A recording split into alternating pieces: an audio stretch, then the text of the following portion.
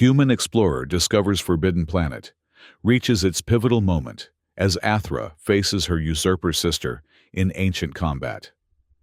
In the crystalline arena, watched by two civilizations, the exiled queen employs human fighting techniques taught by Chase during their survival to defeat Vesper. With a blade at her sister's throat, Athra reclaims her throne and bridges two worlds forever changed.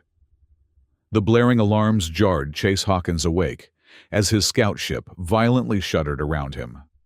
Emergency lights bathed the cockpit in pulsing crimson as he fought to regain control of the failing vessel. Multiple system failures cascaded across his diagnostic panel. Propulsion, navigation, life support, all critical systems hemorrhaging functionality by the second. "Computer, damage report," Chase shouted over the cacophony of warning signals. "Hull integrity at 27%. Reactor containment failing. Crash protocols engaged. Recommend immediate evacuation." The artificial intelligence responded with unnerving calm. Through the viewport, Chase glimpsed the approaching surface of the unknown planet. Vibrant emerald landmasses surrounded by azure oceans, growing larger by the second. He squinted at his navigation display, trying to identify their location. When the planetary designation finally registered, his blood ran cold. Valoria, the Forbidden Planet. Every space map in human territory marked this world with the same warning. Access prohibited, extreme hazard. No explanation, no details. Just a universal agreement among all spacefaring species to avoid this world at all costs. And he was about to make an unscheduled landing. Chase strapped himself into the crash harness, muscles tensing as he tried to guide the failing ship toward what appeared to be a clearing in the dense alien forest. The ship's frame groaned under the atmospheric pressure, fragments of the hull peeling away as they descended. "Brace for impact in 3, 2, 1. The world erupted into chaos.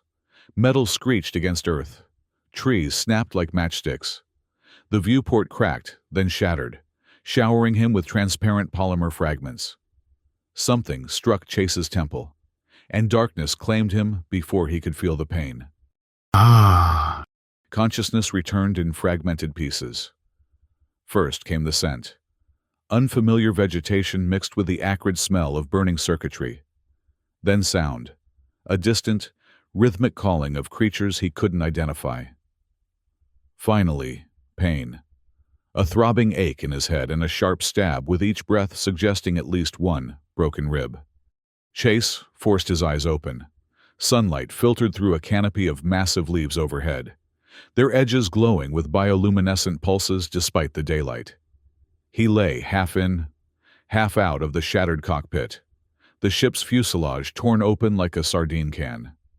The craft had carved a destructive path through the alien forest, leaving a trail of broken vegetation and scattered components. With effort, Chase extracted himself from the wreckage, every movement sending fresh waves of pain through his battered body. His survival kit remained intact, strapped to his thigh. Small mercies. The medical scanner showed 3 fractured ribs, a mild concussion, and numerous lacerations, but nothing immediately life-threatening. As Chase administered emergency medical patches to his worst injuries, he took stock of his situation. The ship's emergency beacon appeared damaged beyond repair. The communication array had been sheared off entirely during the crash. The reactor, thankfully, had engaged its safety protocols and shut down before breaching.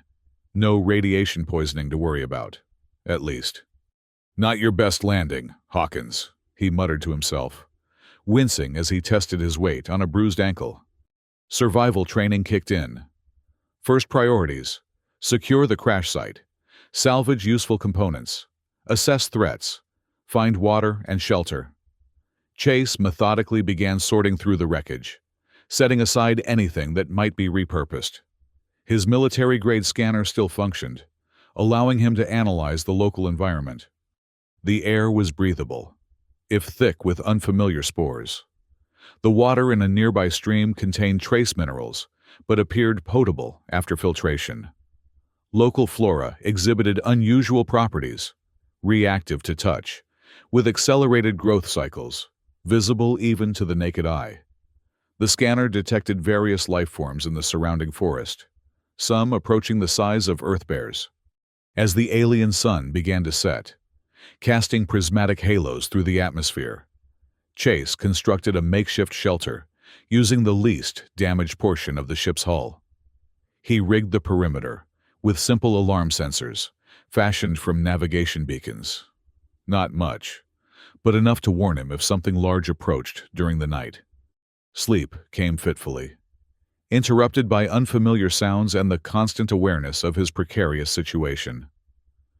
When first light broke, Chase resumed his salvage operation, focusing on communication components. If he could boost the signal from his personal transmitter using parts from the ship, perhaps. The sensation of being watched hit him suddenly, that primal instinct hardwired into human DNA. Chase froze, hand moving slowly to the pulse pistol at his hip, eyes scanning the tree line. He saw nothing amiss, yet the feeling persisted. Following a hunch, he adjusted his scanner to detect motion and energy signatures. The results immediately showed an anomaly approximately 200 meters north of the crash site. A structure, seemingly artificial, hidden beneath centuries of vegetation growth. Curiosity overrode caution. Chase gathered essential supplies, secured the crash site as best he could, and set off toward the mystery structure. The forest grew denser as he approached, the plant life more aggressive in its movements. Vines seemed to reach for him, leaves turning to track his passage. The whole forest felt sentient, observant.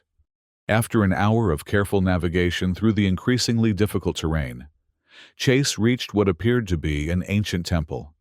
Massive stone columns, partly covered in luminescent moss, supported a domed ceiling.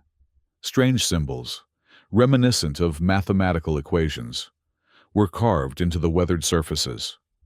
The architecture suggested intelligence and advanced understanding of engineering principles, despite its apparent age.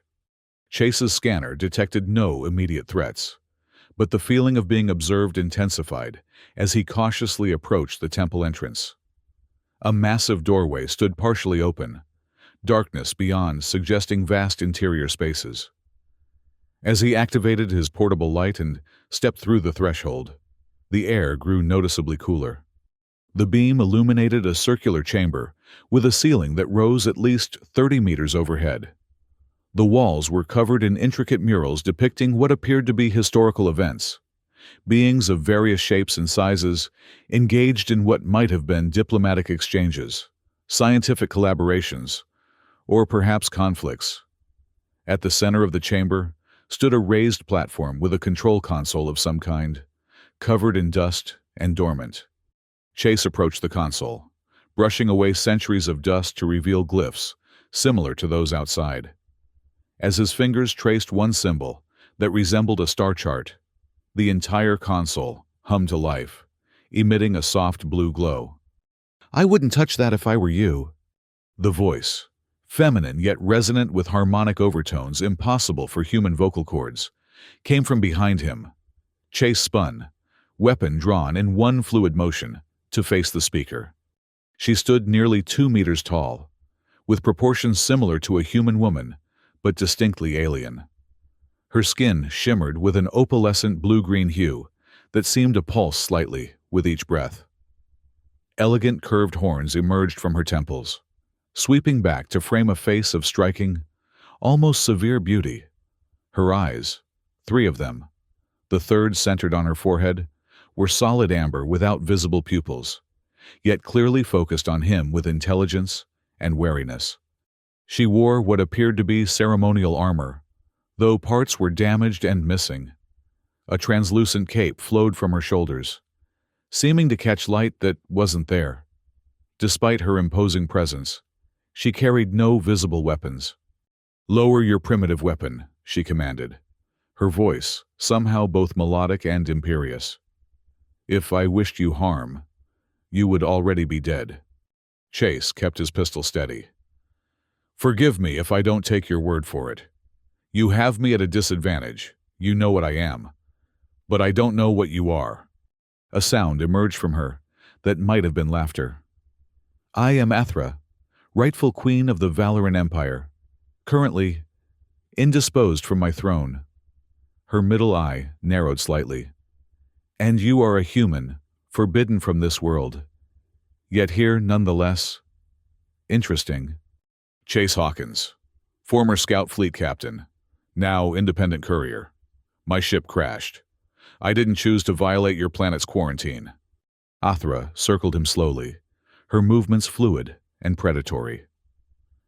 A fortunate accident, perhaps, for both of us. She gestured to the console. This temple contains technology from my people's golden age. Technology that could repair your ship under the right circumstances. Chase lowered his weapon slightly. Interest piqued, despite his suspicion. What circumstances would those be? Athra's expression shifted to something unreadable. I require passage off this planet, back to my homeworld. My sister, Vesper, orchestrated a coup, declaring me unfit to rule because I favored diplomatic relations with other species, including humans, over military expansion. She has powerful allies in our military. I have been exiled here, on this ancient outpost world, left to die forgotten. And you think I can just fly you home in my ship, even if I could repair it? Yes, she stated simply. But there is a complication. I cannot simply return as a deposed ruler.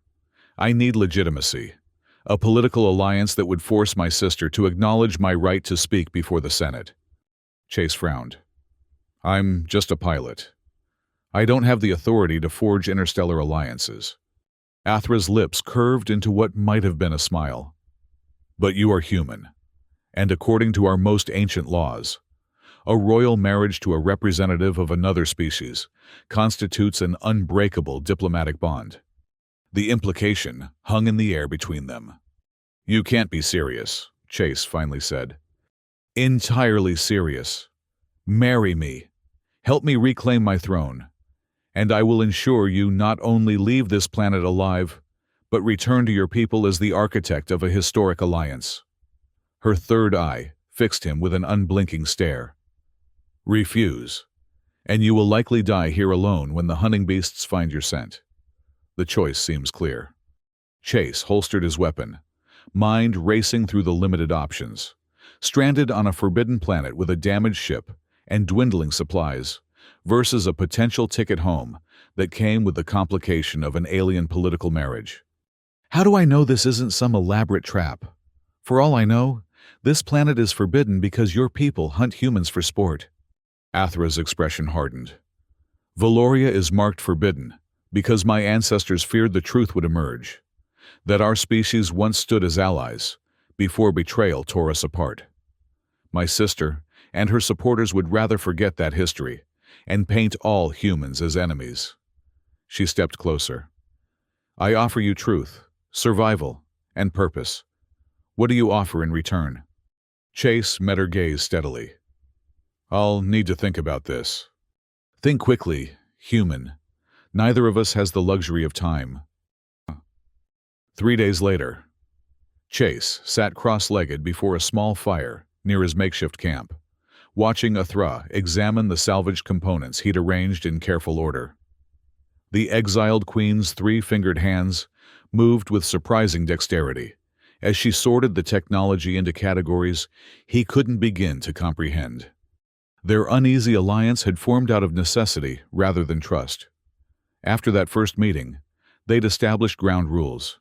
She would help identify the parts needed to repair his ship's critical systems, and he would consider her proposal once they determined if escape was even possible. Your propulsion system is beyond repair, Athra declared, setting aside a twisted piece of metal. But this communication array could be modified using components from the temple's beacon, which still leaves us stranded, just with the ability to call for help that won't come, Chase observed grimly. This sector is restricted space. No human vessels will respond to distress signals here. Athra's expression remained impassive. My people monitor this planet despite its forbidden status. If we could amplify the signal enough, we might attract attention. The same people who exiled you here? Seems counterproductive. Not all Valorans support my sister's regime. There are loyalists who would aid me if they knew I lived. Chase ran a hand through his dirt-streaked hair, wincing as his fingers brushed against his healing head wound. So, we need to build a beacon powerful enough to reach your homeworld, but specialized enough that only your supporters would recognize its significance. Precisely. Athra's third eye fixed on him with that unnerving focus she employed when particularly serious. Have you considered my proposal? Chase poked at the fire, watching the alien wood burn with purple-tinged flames. I'm still processing the idea of an interspecies political marriage. To be honest, it need not be conventional, Athra said carefully. By my people's laws, the union requires only formal declaration and a binding contract. What humans might consider the physical aspects are not required. Despite everything, Chase found himself chuckling. Good to know, but that's not my primary concern. I'm more worried about being dragged into a civil war I know nothing about. Athra's horns seemed to droop slightly, a physical tell Chase had begun to recognize as disappointment or frustration. Not a civil war, a restoration of legitimate rule. My sister violated our most sacred laws when she seized power. Tell me what happened, Chase said, surprising himself with his genuine interest. The full story. Athra settled herself on a fallen log, her imposing height still evident, even seated. For a moment, she simply stared into the flames, gathering her thoughts. The Valoran Empire has stood for 12 millennia, she began, her melodic voice taking on a formal cadence. In our earliest expansions into space, we encountered other species, some peaceful, others hostile. Our military strength grew accordingly, but always balanced with diplomatic efforts. She traced a symbol in the dirt, what Chase now recognized as the royal crest he'd seen in the temple murals. 300 cycles ago, approximately 400 Earth years, our explorers discovered your world. Humans were just beginning to venture beyond your solar system. Our observers deemed your species promising, but potentially volatile. Chase raised an eyebrow. That's a diplomatic way of putting it. Initial contact was problematic, Athra acknowledged. Misunderstandings led to conflict. But eventually, an alliance formed between select human colonies and the Valoran Empire. Knowledge was exchanged, boundaries established. For a time, we prospered together. What went wrong? Athra's expression darkened.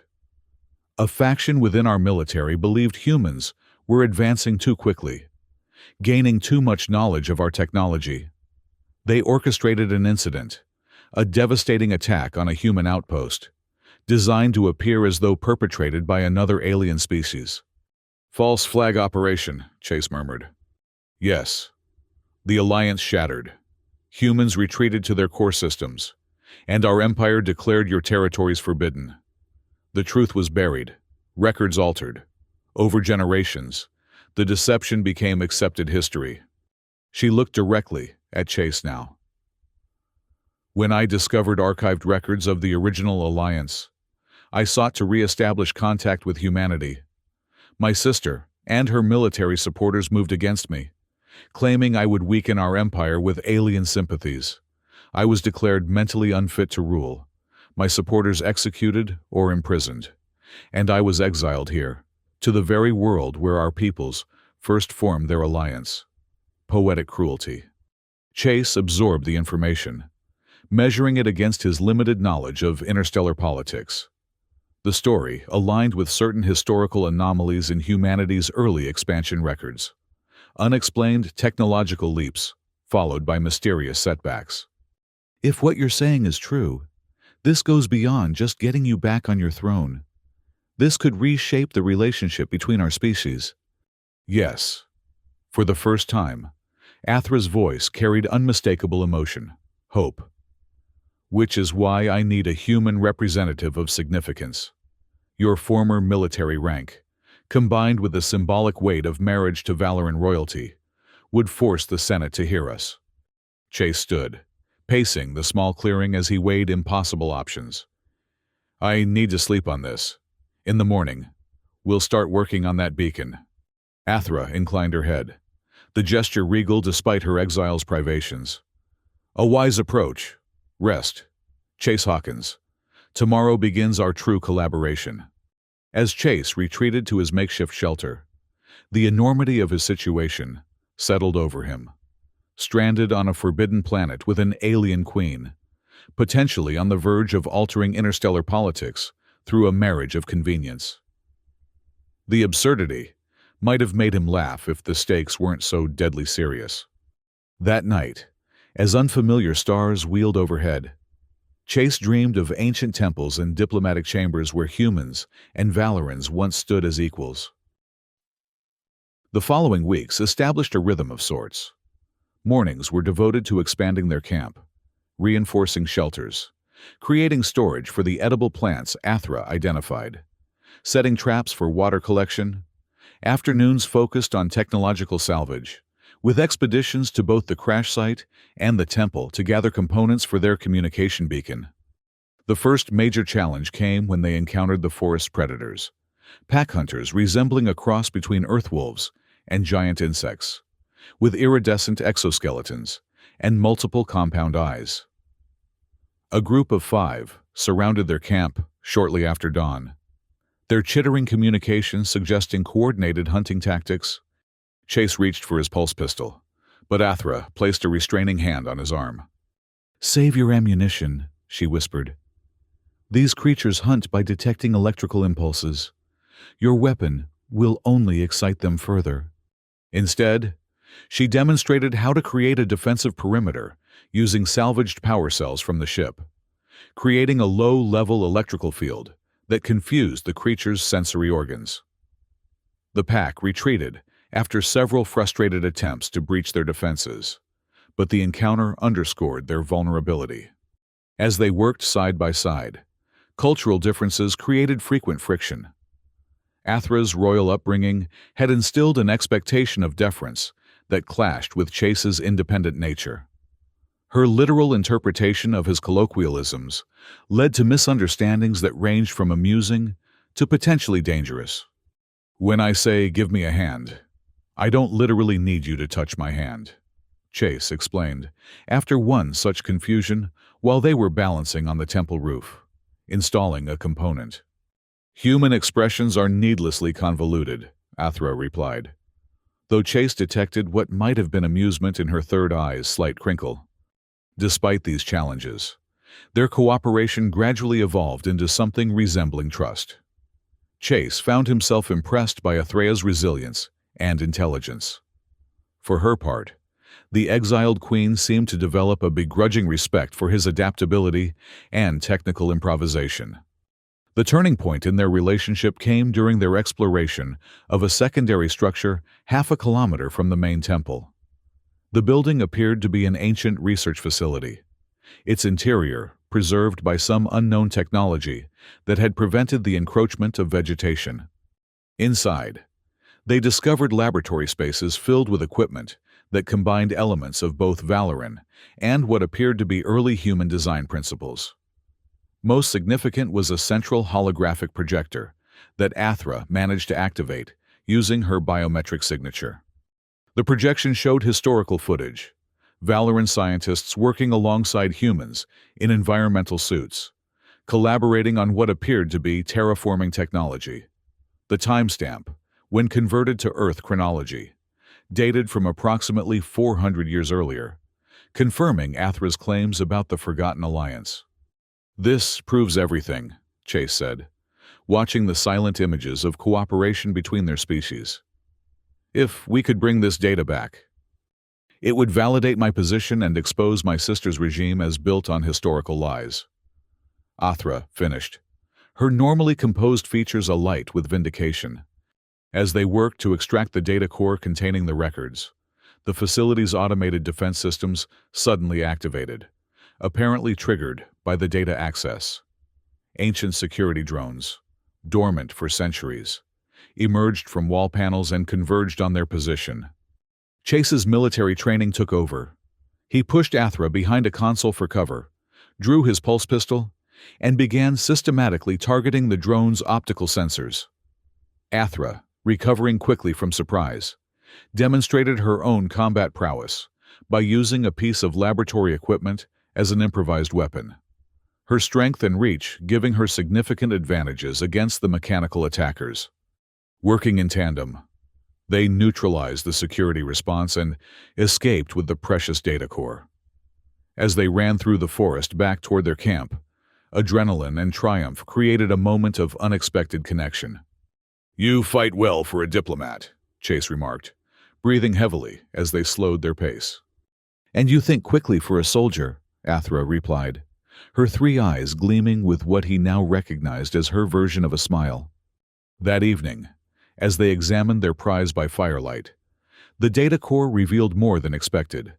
Detailed records of the sabotage that had destroyed the Alliance, including the identities of high-ranking Valoran officials who had orchestrated the deception. Among them was the name of Vesper's most powerful supporter, General Thorne, whose ancestor had led the original conspiracy. "This changes everything," Athra said softly. "With this evidence, I could challenge not only my sister, but the entire military leadership structure that supports her."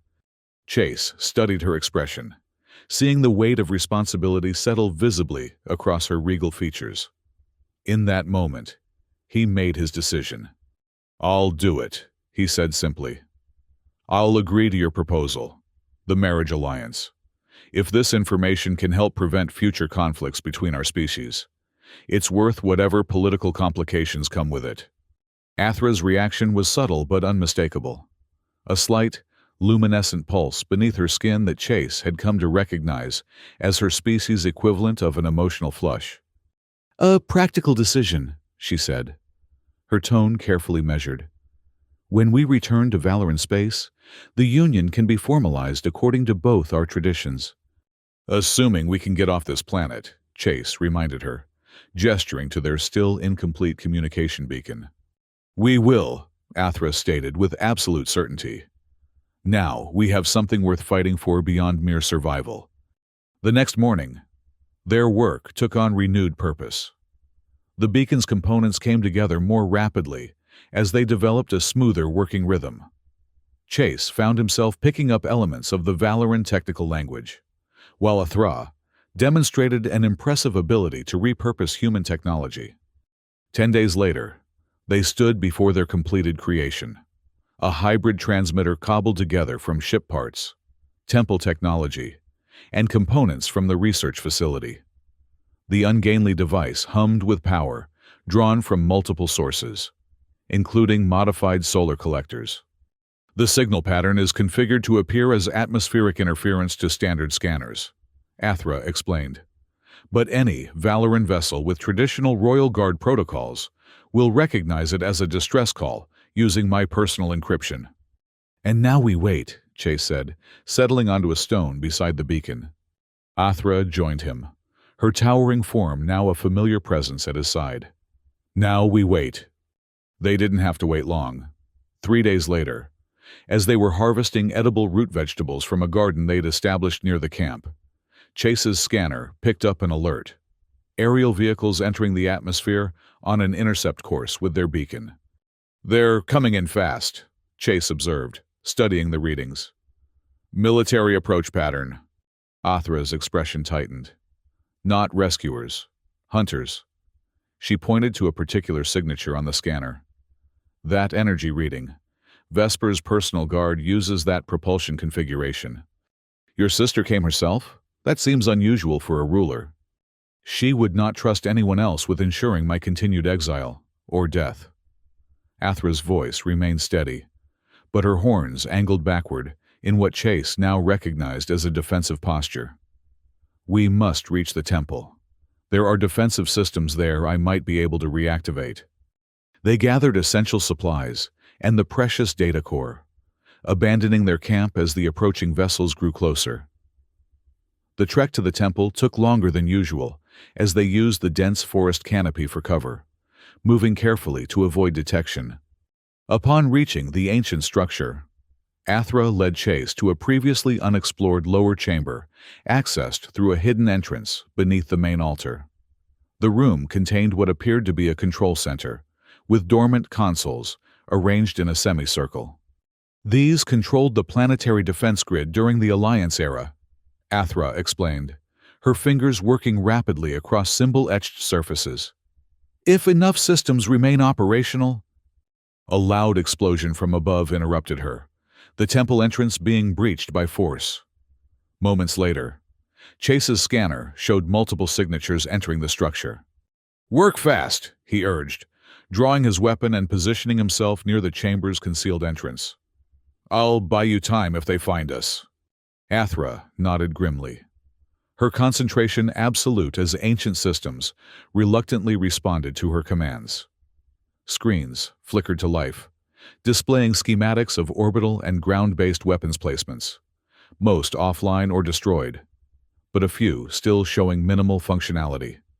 Chase heard voices echoing through the temple above, speaking a language he didn't understand, but recognized from hearing Athra's occasional frustrated outbursts when technology failed her. Valoran search teams, methodically clearing the structure. "Almost there," Athra whispered, as a particular console emitted a series of tones. This was an observation post for the Alliance. It has direct communication capacity with any ship in orbit. "Can you contact potential allies?" "Better." A fierce smile crossed her face.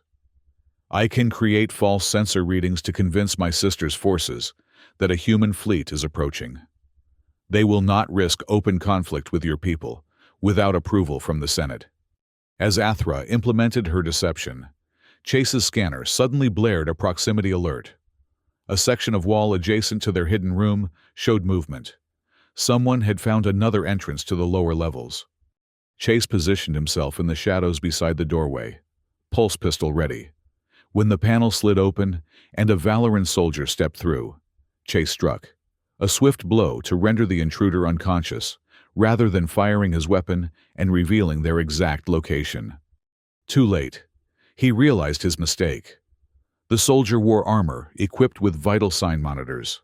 Within seconds, alarms echoed through the temple complex.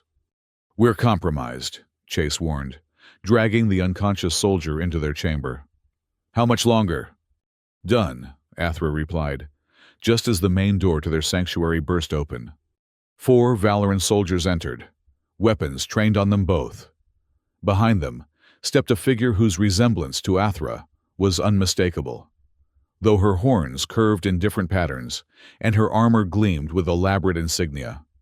"Sister," Vesper said, her voice colder, but with the same harmonic qualities as Athra's. "How disappointing to find you alive, and corrupted by human influence, no less." "The only corruption here is your illegitimate rule," Athra replied, standing tall, despite being outgunned. "I've discovered the truth about our history with humanity, about the lies our people have been told for generations." Vesper's laugh held no warmth. "Ancient history is irrelevant. The present reality is that you are a traitor to our species, collaborating with a forbidden race." Her third eye swiveled to focus on Chase. "And you, human, have violated sovereign Valoran territory. The penalty is death." Chase kept his weapon lowered but ready. "Before you start executing anyone, you might want to check your orbital scanners. You've got company." A soldier approached Vesper, speaking urgently in their native tongue.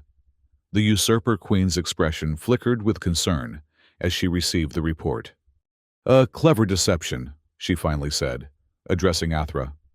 "Creating phantom ships to delay your execution, but our sensors have already detected the anomaly." "Have they?" Athra's confidence seemed unshaken. "Or perhaps a human response fleet actually has arrived, summoned by the emergency beacon this scout activated before you shot down his ship." The bluff was impressive enough that even Chase almost believed it. Vesper hesitated, uncertainty crossing her features for the first time. "Take them both to my ship," she finally ordered. "If human vessels are truly approaching, we will use these two as negotiation leverage. If not, they will face proper justice on Valoran." As they were escorted at weapon point from the temple, Chase caught Athra's eye. A subtle nod passed between them. This capture, while dangerous, presented an opportunity to reach Valoran and access the political arena Athra needed to present her evidence. The Valoran ship waited in a clearing half a kilometer from the temple, sleek, predatory in design, with weaponry suggesting a military rather than diplomatic vessel. As they approached the boarding ramp, however, the situation changed dramatically. A massive explosion rocked the forest to their north, followed by another to the east. The Valoran soldiers instinctively moved into defensive positions, weapons raised toward the disturbance. "Ambush!" one shouted in accented English, clearly meant for Chase to understand the threat. "Not mine," Chase replied honestly, as confused as their captors. A third explosion, closer this time, sent debris raining through the canopy. In the confusion, Athra moved with startling speed, disarming the nearest guard and positioning herself protectively near Chase. Before either side could react further, a new ship appeared overhead, its design neither Valoran nor standard human configuration. As it descended into the clearing opposite Vesper's vessel, Chase recognized the irregular silhouette and mismatched hull plates of a freelance merchant vessel. The ship's external speakers activated, broadcasting a familiar voice that made Chase laugh in disbelief. "Attention Valoran forces. This is Captain Jared Thorne of the independent trader Nova Drift, operating under Nexus Station Accords Paragraph 17, which authorizes intervention in case of imminent harm to civilians regardless of territorial claims. Lower your weapons or face commercial sanctions from the Merchant Guild." Vesper's expression contorted with rage. "Commercial entities have no authority in Valoran space." The Nova Drift's landing ramp descended, revealing Jared himself, a barrel-chested man with a meticulously groomed beard and the flamboyant attire typical of successful frontier traders. Behind him stood a mixed crew of humans and various alien species, all armed but maintaining a careful distance that suggested they wanted to avoid open conflict. "Actually," Jared called back, consulting a datapad with theatrical flourish, "according to the mercantile accords your government signed last cycle, independent traders have salvage rights in any unclaimed or disputed territory. Since this planet is officially designated as restricted rather than sovereign Valoran space, those rights apply." He grinned broadly at Chase. "And it appears my old friend here requires salvage assistance. What remarkable timing." Chase recognized the absurd legal maneuvering for what it was, a pretense to intervene without triggering an interspecies incident. How Jared had known to find him here remained a mystery, but the trader had always maintained an uncanny intelligence network. Vesper turned to her soldiers, issuing rapid commands in their native tongue. They formed a defensive perimeter, but did not open fire, a promising sign that the usurper queen was unwilling to risk a diplomatic incident with the commercially powerful Merchant Guild. "This changes nothing," Vesper declared. "These two remain in violation of Valoran law." "Then let them face proper legal proceedings," Jared countered smoothly. "The Nexus Station has neutral arbitration facilities. As a Merchant Guild representative, I invoke the right to escort disputed parties to neutral territory for adjudication." Chase marveled at how effortlessly Jared navigated interstellar legal technicalities, a skill that had kept the trader alive and prosperous through countless dangerous situations. Vesper's 3 eyes narrowed in calculation. After a tense silence, she addressed Athra directly. "You believe you have evidence that will sway the Senate?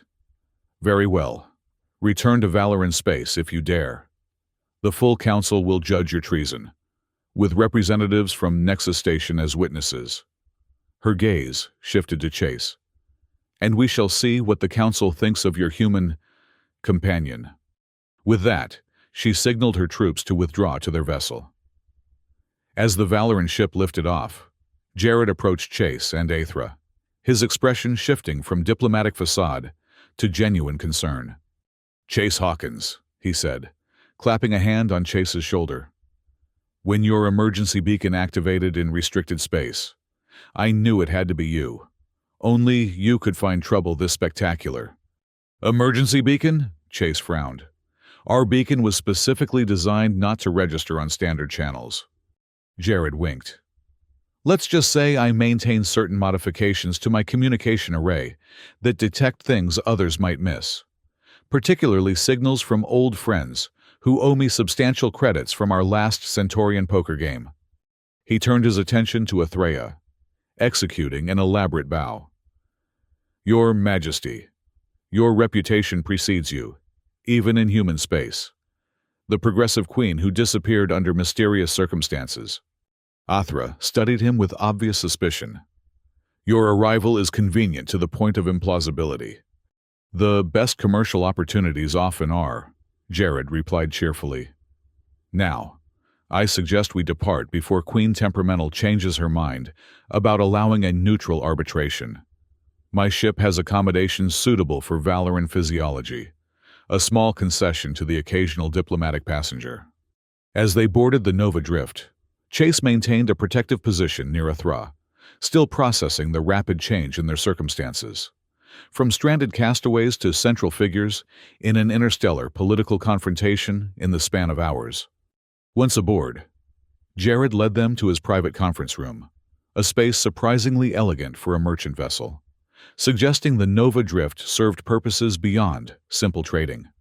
"Now," Jared said, pouring 3 glasses of what appeared to be genuine Earth whiskey.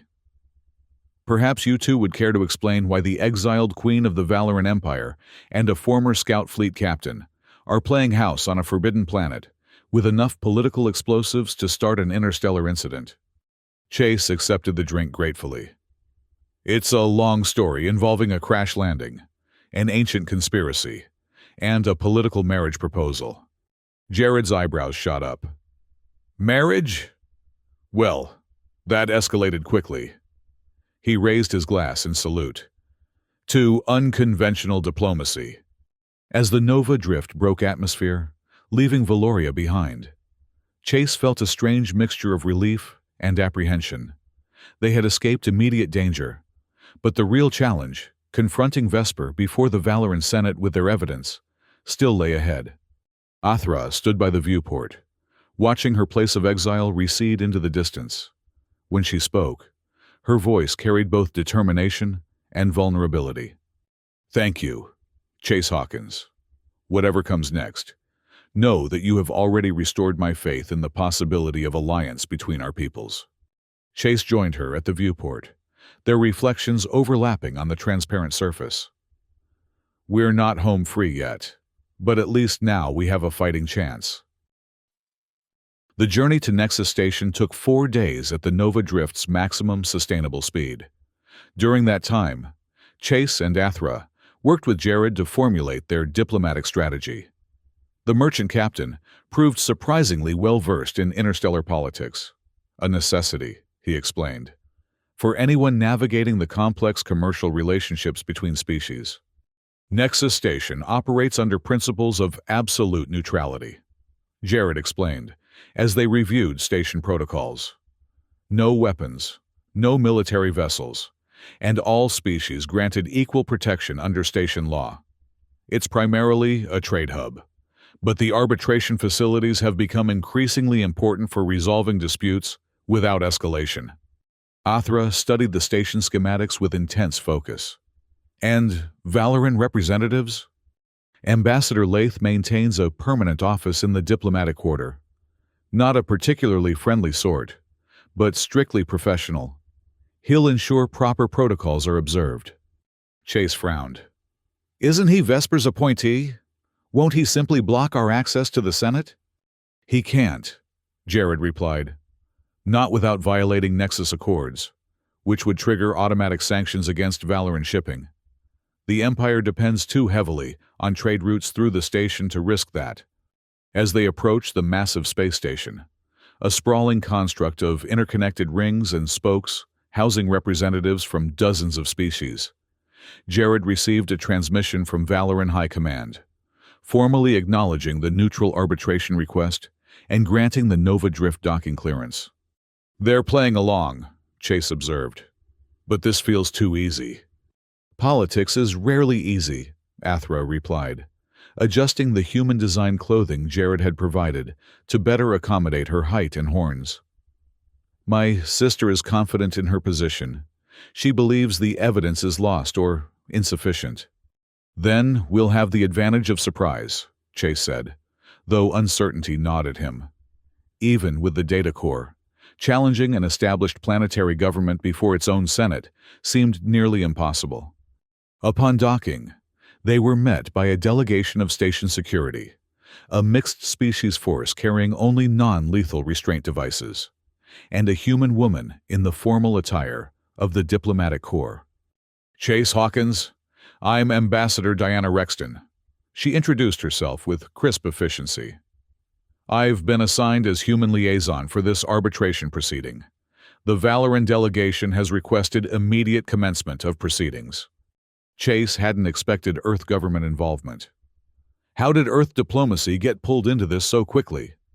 Captain Thorne filed the appropriate notifications when he invoked the Nexus Accords, Rexton explained, giving Jared a knowing look that suggested prior acquaintance. "Any proceeding involving human citizens automatically triggers diplomatic corps involvement." She turned her attention to Athra, executing a perfect Valoran greeting gesture that clearly surprised the exiled queen. "Your Majesty, the situation is unprecedented, but I assure you that Earth takes allegations of historical falsification extremely seriously, particularly when they impact current interspecies relations." As they were escorted through the station's diplomatic quarter, Chase noted the careful formation of security personnel around them, ostensibly for their protection, but effectively controlling their movements. Rexton explained the upcoming procedure, a preliminary hearing before representatives of both governments, followed by evidence examination, and potentially a formal presentation to the full Valoran Senate via secure transmission.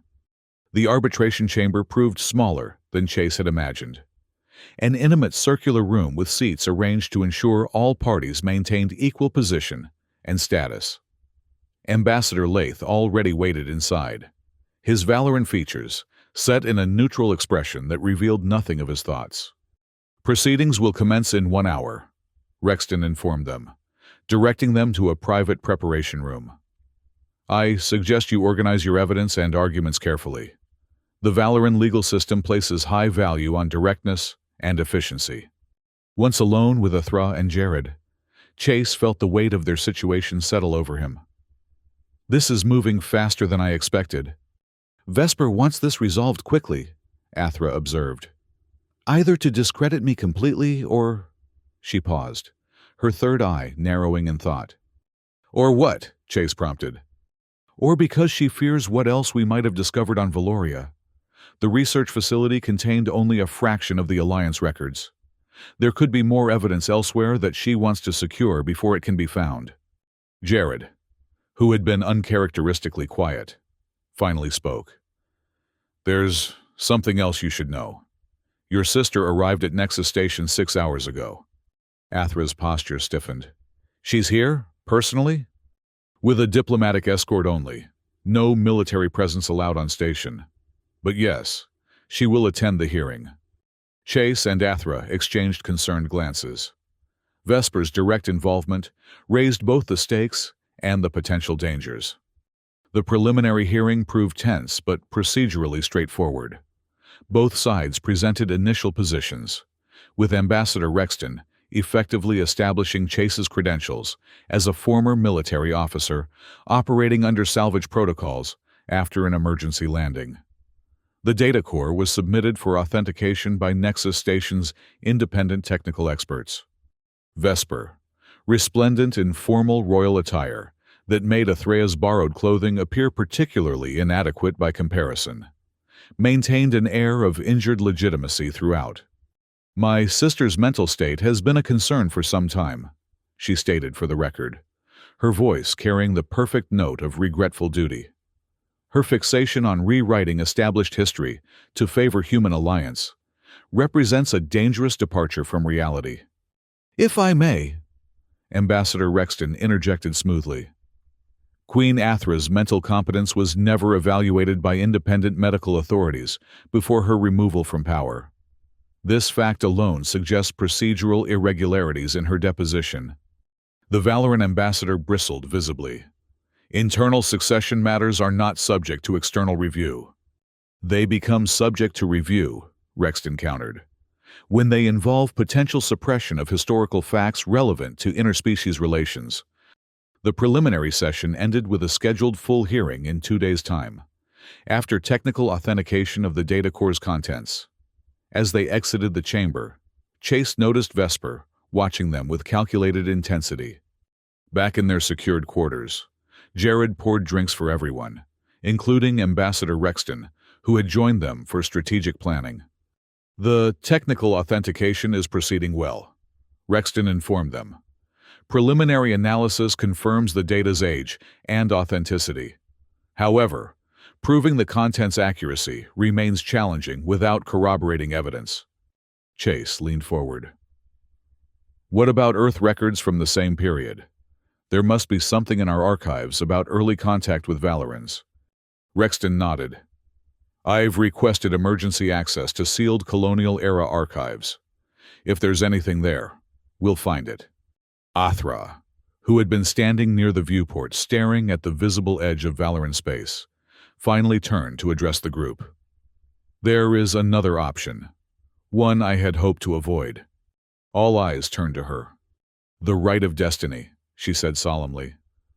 "An ancient tradition that allows royal succession disputes to be settled through ritualized combat between claimants." Jared nearly choked on his drink. "You're suggesting a duel? In the middle of a diplomatic proceeding?" "It would be recognized as legally binding by all Valoran authorities," Athra explained. "Even the military council that supports my sister could not dispute the outcome." Rexton's diplomatic facade cracked slightly.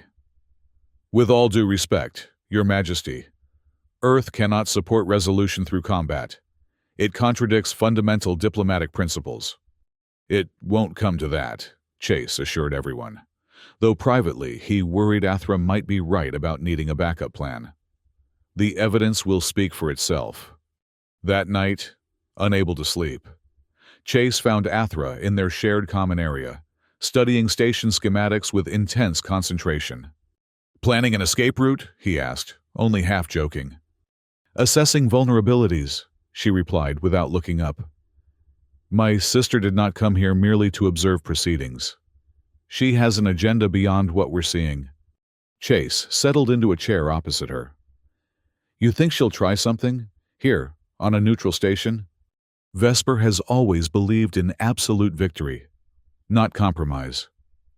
Athra finally met his gaze. "The marriage proposal I made on Valoria. I must release you from any obligation. The situation has become far more dangerous than anticipated." Chase studied her features, now familiar despite their alien configuration.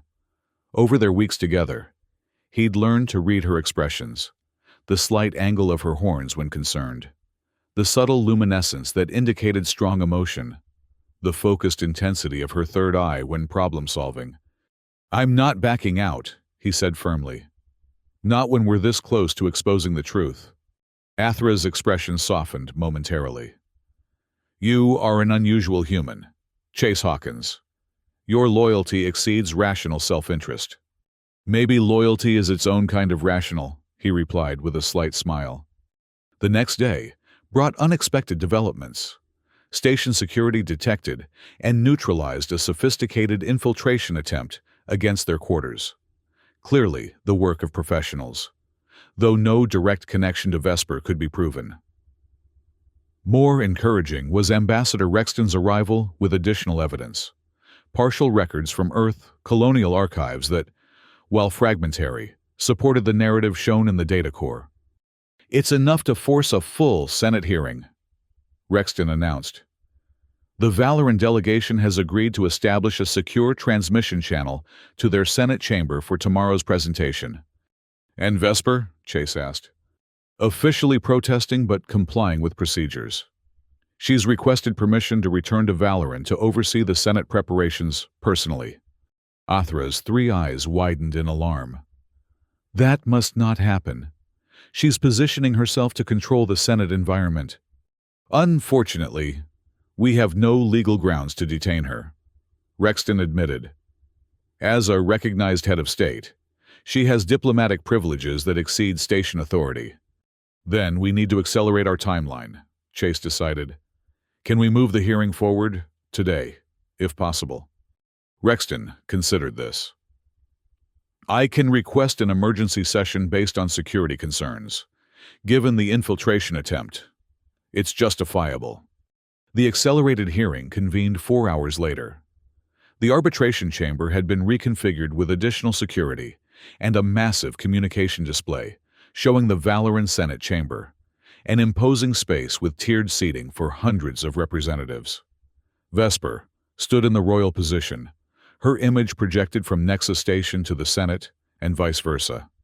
Ambassador Rexton presented the combined evidence with impressive thoroughness, highlighting the correlation between Earth colonial records and the data core's contents. As the Valoran senators viewed the historical footage of human-Valoran cooperation, visible reactions rippled through their ranks. Athra then addressed her people directly, her voice strong and clear despite the tension evident in her posture. Honorable Senate, I stand before you not merely to reclaim a throne, but to reclaim our history. The evidence presented today proves that our peoples once stood as allies before manufactured conflict drove us apart. My sister's regime continues the deception begun generations ago, a deception that serves only to isolate our empire and prevent beneficial alliances. Murmurs spread through the Senate chamber. Vesper's expression remained coldly composed, but Chase noticed a subtle shift in her stance, the posture of someone preparing to counterattack. And what proof do you offer? Vesper challenged. That this human beside you represents legitimate Earth authority? A disgraced former captain with no diplomatic credentials? Your desperation is evident in this pathetic attempt at political theater. Chase stepped forward before Rexton could intervene. I may not speak for Earth government, but I stand here as living proof that cooperation between our species is possible. Queen Athra and I survived together on Valoria, not as enemies, but as allies who overcame cultural differences to achieve common goals. He turned to face Athra directly. And I stand ready to formalize that alliance according to your most ancient traditions. A hushed silence fell over both chambers. Vesper's third eye widened in genuine shock. She clearly hadn't anticipated this move. You cannot possibly mean, she began. I do, Chase interrupted. I formally accept Queen Athra's proposal of political marriage. With all rights and responsibilities such union entails under Valoran law. Ambassador Rexton's carefully neutral expression slipped for just a moment, revealing surprise before her diplomatic training reasserted itself. Jared, standing at the chamber's edge, simply grinned and offered a subtle thumbs up. The Senate erupted into chaos, representatives shouting over each other in multiple languages. Vesper attempted to regain control, her voice cutting through the din. This human knows nothing of our traditions. This mockery of sacred custom only proves Athra's unfitness to rule. From the Senate chamber, an elderly Valoran senator rose slowly to his feet. The chamber immediately quieted, a sign of significant respect. Elder Korath, Athra acknowledged, bowing her head slightly.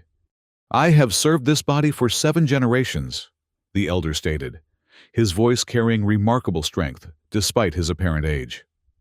I remember the teachings of the old records, before certain revisions to our historical archives. The evidence presented today aligns with those memories. He turned to face Vesper directly. As for the human's proposal, it is indeed recognized under our most ancient laws. A royal marriage to a representative of another species creates a binding diplomatic connection that cannot be severed without full Senate approval. Vesper's composure finally cracked. This is absurd. I will not allow my birthright to be undermined by forgotten technicalities and falsified evidence. Elder Korath's expression hardened. Then, perhaps, Your Majesty, you would prefer to settle this matter according to even older tradition? The right of destiny remains available to resolve succession disputes. A dangerous silence followed this suggestion. Chase glanced at Ethra, whose expression revealed nothing of her thoughts. Vesper's 3 eyes narrowed in calculation. After a moment, a cold smile spread across her features. Very well. I invoke the right of destiny. Let combat determine the true ruler of our people, as in days of old. Ambassador Rexton immediately moved to protest, but Athra raised a hand to silence her. I accept the challenge, she declared formally. In accordance with tradition, combat shall take place on neutral ground, witnessed by representatives of both claims and foreign allies. Elder Korath nodded solemnly. It shall be so. The Senate recognizes the invocation of the right of destiny. Combat shall commence in the ceremonial arena at next dawn cycle. As the transmission ended, Rexton turned to Athra with barely contained frustration. This completely undermines the diplomatic process. Earth cannot sanction trial by combat. You don't have to, Athra replied calmly. This is Valoran tradition, recognized by our laws for millennia. Ambassador Lath will arrange transport to the designated arena on Valoran. You and Chase will receive diplomatic protection as official witnesses. Chase pulled Athra aside as Rexton began urgent communications with Earth headquarters. Are you certain about this? We were making progress with the evidence. Progress? Yes. But not victory. Athra's voice remained steady, but Chase detected the subtle luminescent pulse beneath her skin that indicated strong emotion. My sister would have delayed, obstructed, and eventually buried the truth again. This forces a definitive resolution. A resolution that depends on you defeating her in combat, Chase pointed out. No offense, but she's been living in luxury while you've been exiled on a hostile planet. For the first time since he'd known her, Athra laughed, a melodic sound with harmonic overtones that reminded him how truly alien she was despite their growing connection. Luxury dulls reflexes, Chase Hawkins. Survival sharpens them. Besides, she added with a glint in her third eye, I had an excellent combat instructor on Valoria.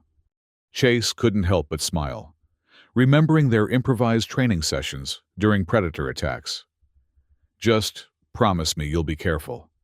Vesper strikes me as someone who doesn't play by rules. In this, she must. The right of destiny is sacred even to those who respect little else. Athra placed a 3-fingered hand lightly on his shoulder, a gesture she'd adopted from him over their weeks together. Now, we should prepare. Dawn comes quickly. The ceremonial arena on Valoran proved as impressive as its name suggested.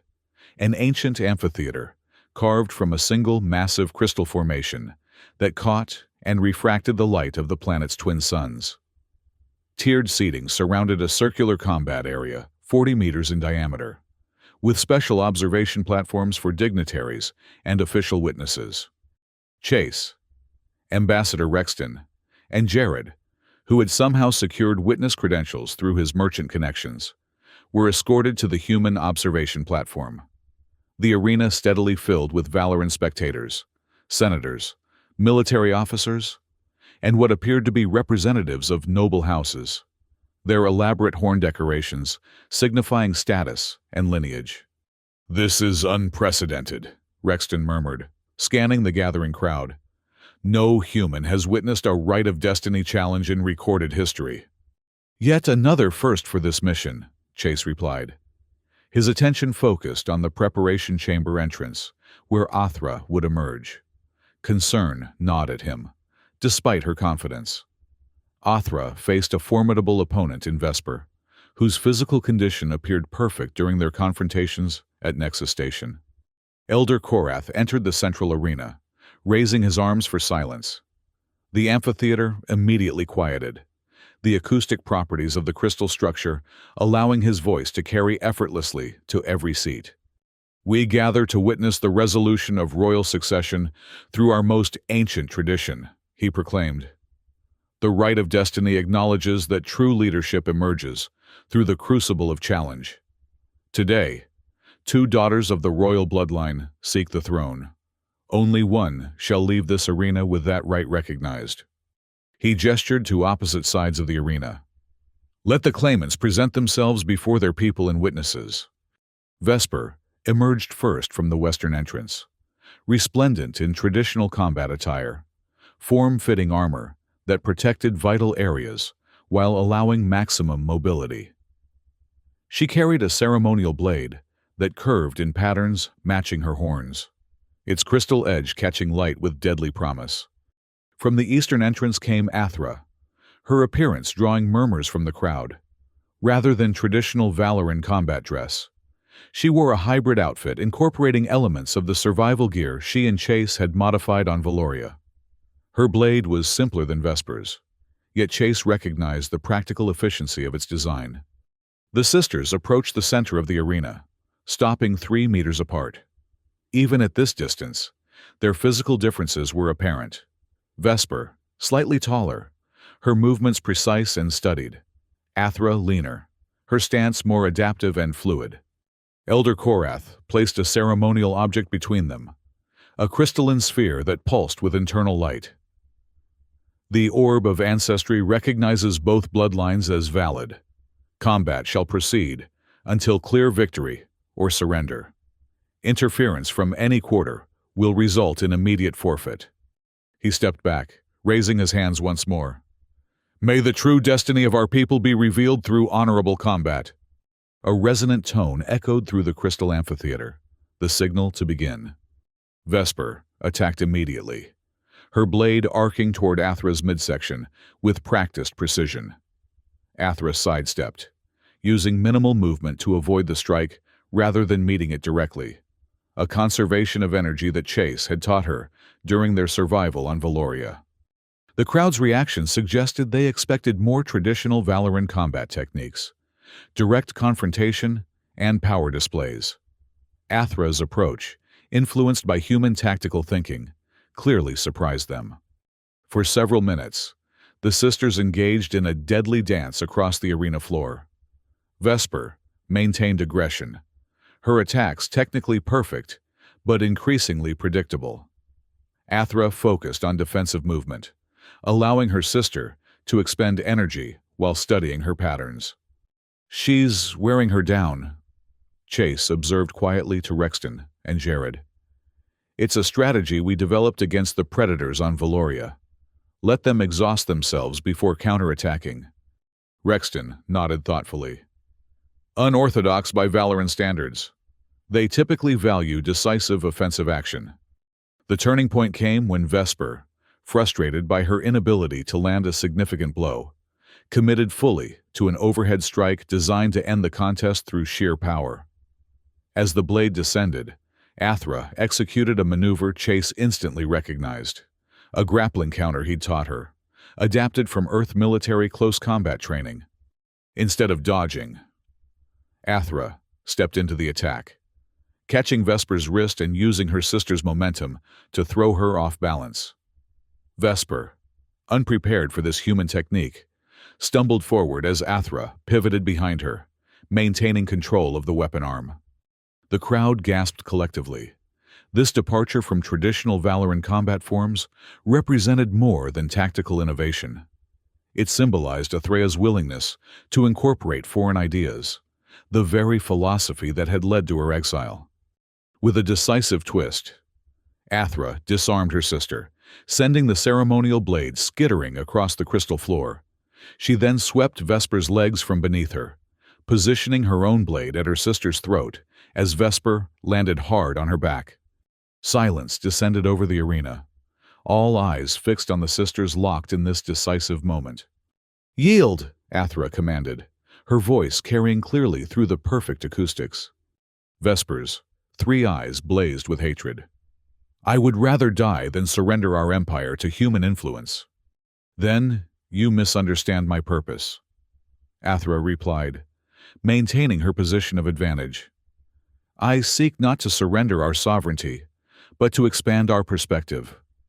Isolation has weakened us. Alliance will strengthen us." For a long moment, the outcome hung in balance. Then, with visible reluctance, Vesper spoke the formal words of concession. "I yield to superior skill and acknowledge the right of succession."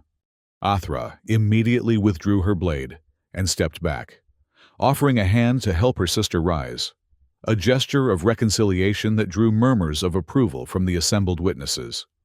Elder Korath approached, carrying the ceremonial crown of the Valoran Empire, a complex arrangement of interlocking crystal shards that caught and amplified light. "The right of destiny has been honored. Queen Athra is recognized as rightful ruler of the Valoran people." As the crown was placed upon her horns, Athra addressed the assembly. "I accept this responsibility not as victory over my sister, but as opportunity for our people. Today, we begin a new chapter, one that acknowledges our true history and embraces the potential of alliance." She turned toward the human observation platform, extending a formal gesture of recognition. Starting with renewed diplomatic relations with humanity, sealed through the ancient tradition of royal marriage. The crowd's reaction mixed surprise, uncertainty, and curiosity, precisely the opening Athra needed to begin shifting centuries of ingrained perspective. As the ceremony concluded, Chase was escorted to the central arena to stand beside Athra for formal introductions to the Senate leadership. Vesper had been led away to receive medical attention and, Chase suspected, to nurse wounded pride away from public view. "You fought brilliantly," he murmured to Athra as they navigated the complex protocols of royal reception. "I had an excellent teacher," she replied, the subtle luminescence beneath her skin betraying her emotion, despite her regal composure. Ambassador Rexton approached with Elder Korath, both wearing expressions of cautious optimism. "Queen Athra, Earth is prepared to establish formal diplomatic relations immediately. A delegation can arrive within the week to begin negotiations." "Excellent," Athra nodded. "And the marriage ceremony?" Rexton hesitated slightly. "Earth protocol suggests a more measured approach to such significant commitments." Elder Korath interjected with unexpected support. "The marriage need not precede other diplomatic arrangements. It can serve as culmination rather than foundation." Chase caught Athra's eye, a silent question passing between them. Their arrangement had begun as pragmatic necessity, but their weeks together on Valoria had created something neither had anticipated: genuine connection across species boundaries. "A wise suggestion," Athra agreed. "Let us build our alliance on mutual benefit and understanding. The ceremonial aspects can follow in due course." 3 months later, Chase stood on the observation deck of Nexus Station, watching the slow dance of ships arriving for the historic ceremony. Vessels representing 12 species had gathered to witness the formal alliance between humanity and the Valoran Empire, and the unprecedented marriage that would symbolize it. Ambassador Rexton joined him at the viewport, her formal diplomatic attire replaced by ceremonial dress, appropriate for her role as Earth's official representative. "Nervous?" she asked with uncharacteristic informality. Chase smiled. "Oddly, no. After everything we've been through, this feels like the easy part." "Easy?" Rexton raised an eyebrow. "You're about to become the first human to marry into alien royalty. The political implications alone are staggering." "The politics are Athra's specialty. I'm just the lucky fool who crashed on the right forbidden planet." Their conversation was interrupted by Jared's arrival, the merchant captain resplendent in what appeared to be custom-designed formal wear, incorporating elements from multiple cultural traditions. "There's the man of the hour," Jared boomed, clapping Chase on the shoulder. "Ready to make interstellar history?" Before Chase could respond, A station-wide announcement indicated the Valoran royal delegation had docked. The ceremony would begin within the hour. The grand concourse of Nexus Station had been transformed for the occasion. Representatives from participating species lined the processional route, each bringing cultural elements to contribute to the historic moment. At the center, a circular platform had been constructed where traditions from both Earth and Valoria would be incorporated into the ceremony. Chase took his position, feeling surprisingly calm as the ancient Earth music began, a piece selected to complement the harmonic qualities of traditional Valoran ceremonial tones. The assembled dignitaries turned as one toward the main entrance. Athra appeared, her regal presence commanding immediate attention. She wore formal Valoran royal attire, but with subtle modifications that incorporated Earth design elements, a physical representation of the bridge being built between their cultures. The crown upon her horns caught light from 100 sources, casting prismatic patterns across the chamber. As she approached, Chase saw beyond the ceremonial trappings to the companion who had faced death and exile alongside him. Their eyes met, all three of hers focusing on him with an intensity that transcended species differences. Elder Korath, serving as primary officiant, began the ceremony with words in both Valoran and English. We gather to witness not merely the union of two individuals, but the symbolic joining of two peoples, whose paths once diverged through misunderstanding and deception. Ambassador Rexton stepped forward to represent Earth's interests. Today, we acknowledge historical truths long buried and commit to a future built on mutual respect and alliance. The ceremony proceeded with careful attention to both cultures' traditions. Chase and Athra exchanged vows that had been meticulously crafted to honor both human and Valoran concepts of commitment. The formal marriage contract, displayed for all witnesses on hovering screens, detailed both personal obligations and diplomatic implications. When Elder Korath finally pronounced them united according to the laws of both peoples, the assembled representatives erupted in approval, some through applause, others through species-specific expressions of celebration. The reception that followed allowed Chase and Athra brief moments of private conversation between their official duties as the ceremony's central figures. Having second thoughts? Athra asked during one such moment, a teasing quality in her harmonic voice that few besides Chase would recognize. Not one, he replied honestly. Though I'm still getting used to the idea of being royal consort to an alien queen. Not exactly the career path I envisioned when I left the scout fleet. Life seldom follows anticipated trajectories, she observed, her third eye crinkling slightly in what he now recognized as her version of a smile. When my ship crashed on Valoria, I expected to die in exile. Instead, I found an ally who helped restore not only my throne, but my people's true history. They were interrupted by notification that it was time for their formal address to the assembled dignitaries. Together, they approached the central platform where communication feeds would carry their words to planets across multiple systems. Athra spoke first, her voice carrying the perfect balance of authority and vision. Today marks not the beginning, but the restoration of a connection between our peoples that was severed by fear and deception. In reclaiming our shared history, we create possibility for shared future. Chase then stepped forward. Our journey began with a crash landing on a forbidden planet. It continues with deliberate choice to move forward together. The alliance we formalize today proves that even the most entrenched conflicts can be overcome through courage, truth, and willingness to see beyond our differences.